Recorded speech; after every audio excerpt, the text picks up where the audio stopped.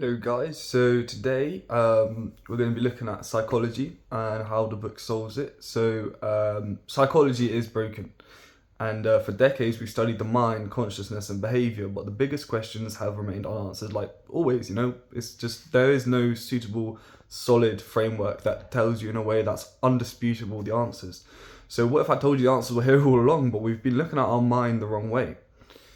We're going to be looking at the nature of consciousness for section one. So the biggest mystery in psychology is consciousness itself. Where does it come from? Why does it exist? Is it just the brain's running process, or is there something deep happening?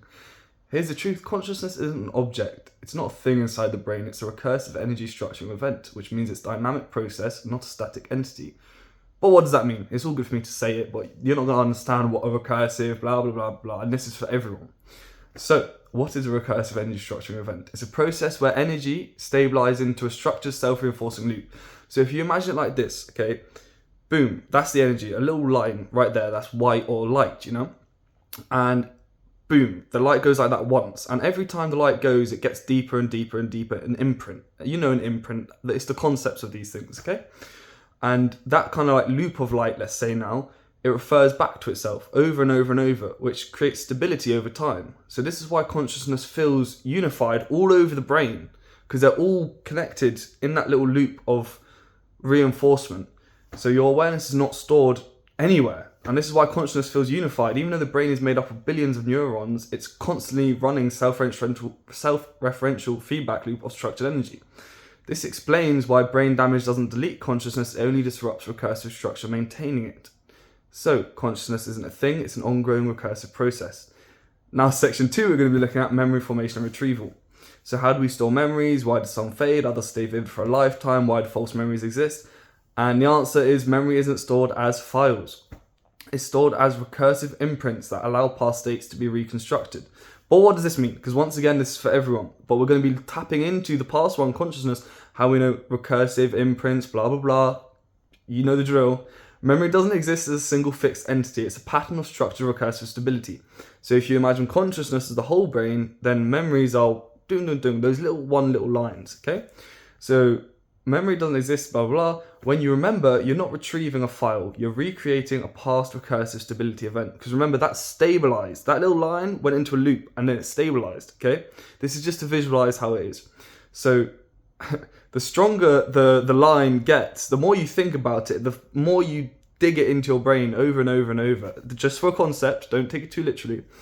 The stronger the recursive imprint is, it's easier to stabilize it again, which is why vivid memories feel real while weak ones fade. Fake memories or false memories occur when an imprint is destabilized and reconstructed incorrectly. So if you don't think about something enough, or if you haven't let it imprint it, so that's why visiting subjects let you think more, because the more you think about it, this means memory isn't about storing information, it's about reinforcing and stabilizing recursive structuring over time. This doesn't mean you look at something over and over and over and you'll remember it. Obviously that might happen, okay? That will happen, regardless of what I say. But that means you give your brain time to process it first, you think about it, you look at it, and then you think about it, and you come to your own understanding about it, and then you look at it again, and you challenge that understanding over and over and over, until you either remember it word for word and don't understand it, or you remember it word for word and understand it, and that understanding will never fade. And this can be shown through like martial arts, or reading books, or studying, or the highest levels of all of these fields will be able to explain something to you in a way where it doesn't matter what level you're at, your understanding is not impeached because of their explanation. Which is a long way around saying they're a really good teacher, because they understand, they don't just remember. Remembering is only a surface memory. Even that will fade. Whereas if you understand it, making those loops, getting them back over and over, having them for longer becomes easier. So your memories are not fixed. They are dynamically reconstructed based on recursive imprint strength, the fancy term for it. So section 3, we're going to go looking at mental disorders like schizophrenia now, okay? So schizophrenia, or any mental disorders, but let's focus on this one, has puzzled researchers for years. So why does it distort reality? Why do hallucinations occur? The answer is simple as fuck. Schizophrenia isn't a chemical imbalance, because why would it be? What, I put a bunch of Vimto in my head and I'm going to see ghouls running around? No, that's stupid. It's a recursive instability event. But what does that mean? What is recursive instability? Your mind functions by stabilizing reality, so your 5 senses, how you perceive things, perception, through recursive loops of structured perception. So those, how you perceive things, those 5 senses become stabilized in your mind as kind of a pattern. Okay, so schizophrenia occurs when these loops fail to stabilize correctly. So let's say I look at that chair over there. Okay, I'll show it to you for reference. That's a beautiful chair. If you look at the chair, okay, and you touch the chair, and it feels like something that the chair, what you see and what you remember shouldn't feel like, that you might think something different for a second, split second. Okay, so schizophrenia, the loops fail to stabilize, blah, blah, blah, perception to distort. So hallucinations happen because the brain cannot differentiate between stable recursive inputs and destabilized ones.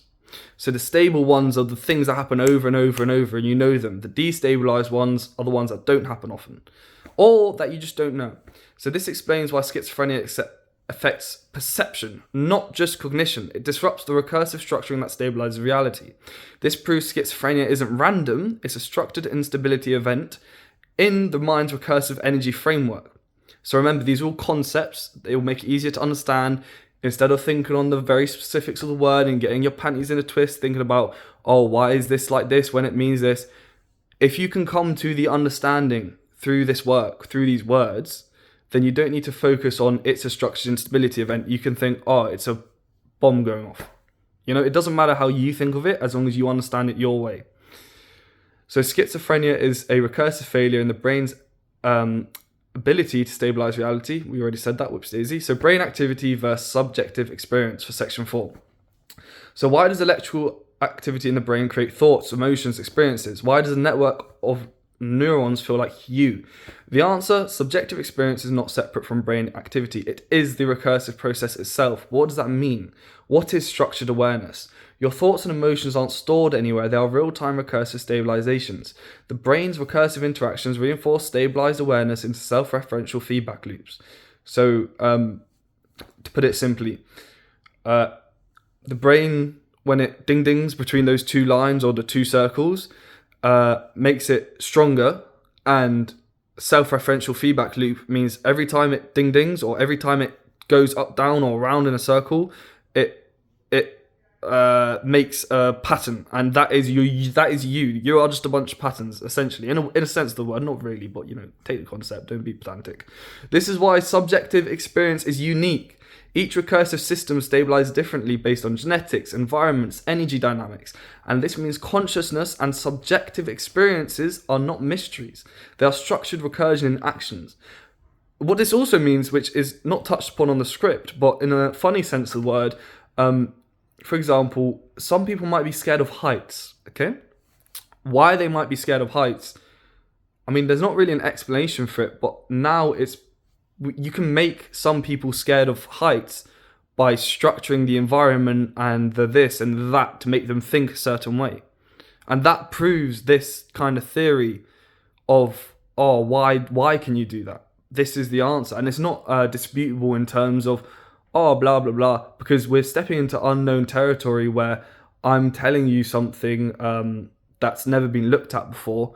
And unless you can prove it wrong in some sort of form of the word, it's technically impossible, because it's not disproving or changing anything. It's a newer foundation. So what does all this mean? It means psychology isn't missing pieces. It's missing the recursive structuring principle. Consciousness is solved, memory solved, mental disorders solved, human behavior solved.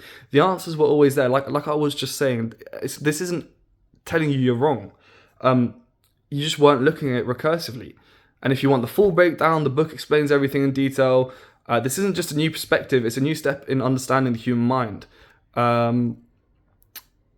So yeah, thank you very much. Check out the book, see for yourself.